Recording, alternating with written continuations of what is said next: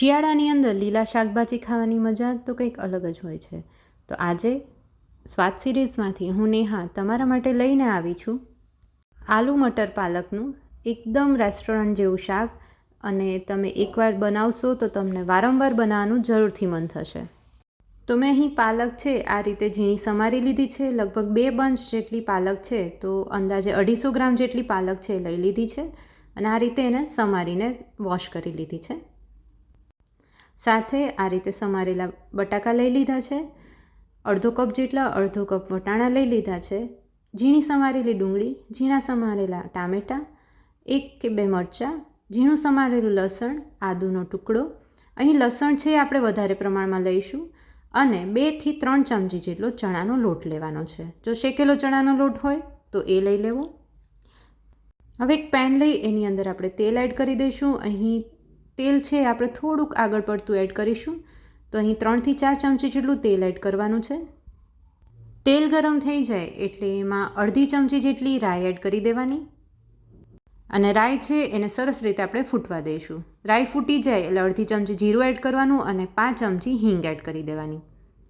અને આપણે ફટાફટ એની અંદર ઝીણું સમારેલું લસણ છે એ એડ કરી દેવાનું છે. અહીં 1 થી 2 ચમચી જેટલું આપણે લસણ લેવાનું ઝીણું સમારીને, અને પેસ્ટ હોય તો પણ એટલી લેવાની. સાથે આપણે મરચાં એડ કરી દેવાના. તીખાશ પ્રમાણે તમે વધારે ઓછા કરી શકો છો. અહીં મેં 2 મરચાં લીધા છે.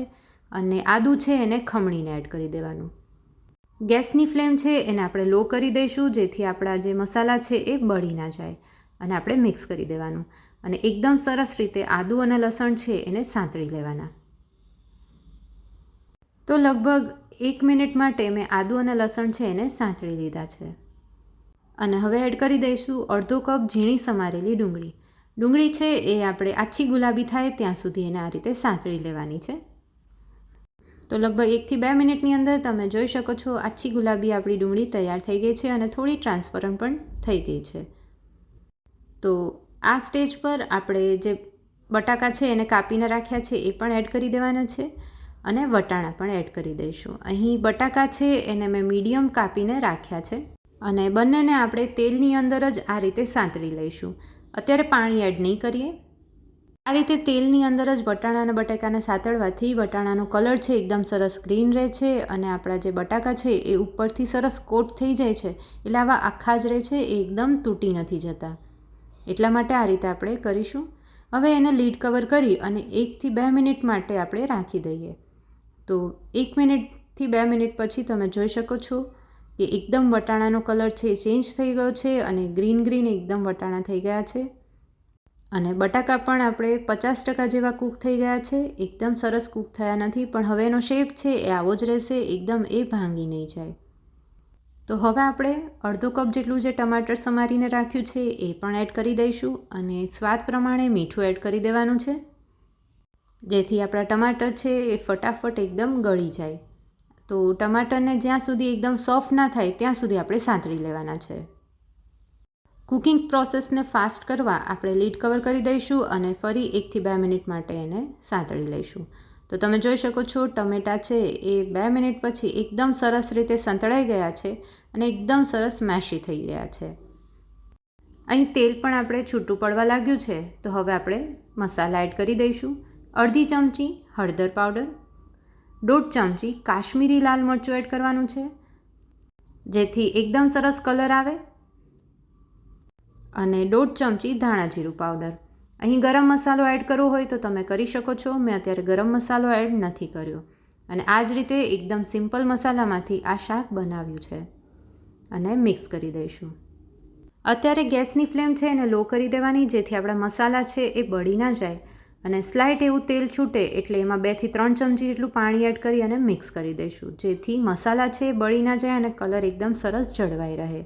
અને હવે આપણે એડ કરી દેવાની છે સમારીને રાખેલી પાલક. જ્યારે તમે પાલક છે એને પેનની અંદર એડ કરશો તો તમને એવું લાગશે કે પાલક છે એ સમાતી જ નથી અને આપણી પાલક છે એ વધારે થઈ ગઈ છે. પણ જ્યારે એ થોડીક ઓસવાઈ જશે એટલે ધીમે ધીમે ઓછી થઈ જશે. એટલા માટે અહીં મેં પાલક છે એનું પ્રમાણ થોડું વધારે લીધું છે. અને આપણે એને મિક્સ કરી દઈશું. બને એટલું આપણે એને મસાલા સાથે મિક્સ કરવાની ટ્રાય કરવાની, જેથી પાલક છે એ સરસ રીતે પેનની અંદર સતળાય.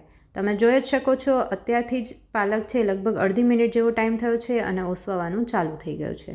અને જ્યારે પાલક છે એ સરસ રીતે ચડવા લાગશે ત્યારે એમાંથી પાણી છૂટશે, એમાં આપણા બટાકા છે એ સરસ રીતે બફાઈ જશે. તો તમે જોઈ શકો છો 3 થી 4 મિનિટ જેવો ટાઈમ થઈ ગયો છે અને એકદમ સરસ એવી આપણી પાલક છે એ સરસ રીતે ઓસવાઈ ગઈ છે અને બટાકા પણ સરસ રીતે ચડી ગયા છે. તો એકદમ સરસ એવું આપણું સબ્જી રેડી થઈ ગયું છે. તો જો તમને બટાકા છે થોડાક હજી કાચા લાગતા હોય તો રસો છે એ થોડોક હજી વધારે થોડીક વાર માટે કૂક કરી એકદમ પાણીવાળો રસો લાગે છે. તો એના માટે થઈ અને આપણે 2 ચમચી જેટલો ચણાનો લોટ છે એ એડ કરી દેવાનો. વધારે જરૂર લાગે તો વધારે એડ કરવાનો. અત્યારે હું 2 ચમચી જેટલો એડ કરી રહી છું અને એને આપણે મિક્સ કરી દઈશું. તો તમે જોઈ શકો છો એકદમ સરસ ચણાનો લોટ છે ફટાફટ ચડી જાય છે અને ફટાફટ તમે જોશો તો આપણો જે રસો છે એ એકદમ સરસ રીતે ગ્રેવી જેવો ઘટ થઈ જશે. તો મિક્સ કરી દઈશું અને 1 થી 2 જ મિનિટ માટે આને આપણે આ રીતે ઉકળવા દઈશું, કેમકે ચણાનો લોટ છે એ ફટાફટ સરસ ચડી જાય છે. તો તમે જોઈ શકો છો એકદમ સરસ એવું આપણું શાક છે એ બનીને તૈયાર થઈ ગયું છે અને સરસ એવો રસો છે એ પણ ઘટ્ટ થઈ ગયો છે. તો તમે આ રીતે આ શાક એકવાર જરૂરથી ટ્રાય કરજો અને મને કમેન્ટ બોક્સમાં લખીને જરૂરથી જણાવજો કે તમને આજની આ મારી રેસિપી કેવી લાગી. જો ચેનલને તમે હજુ સુધી સબસ્ક્રાઈબ નથી કરી તો એને સબસ્ક્રાઈબ કરી દેજો. બાજુમાં આપેલા બેલ આઇકન બટનને દબાવશો તો અમારા વિડીયોનું નોટિફિકેશન તમારા સુધી જરૂરથી પહોંચી જશે. અમારા વિડીયોને તમારા ફ્રેન્ડ્સ અને ફેમિલી સાથે શેર કરજો અને લાઈક કરજો. અને આવા નવા વિડીયો જોવા માટે જોતા રહેજો સ્વાદ series. Thank you for watching.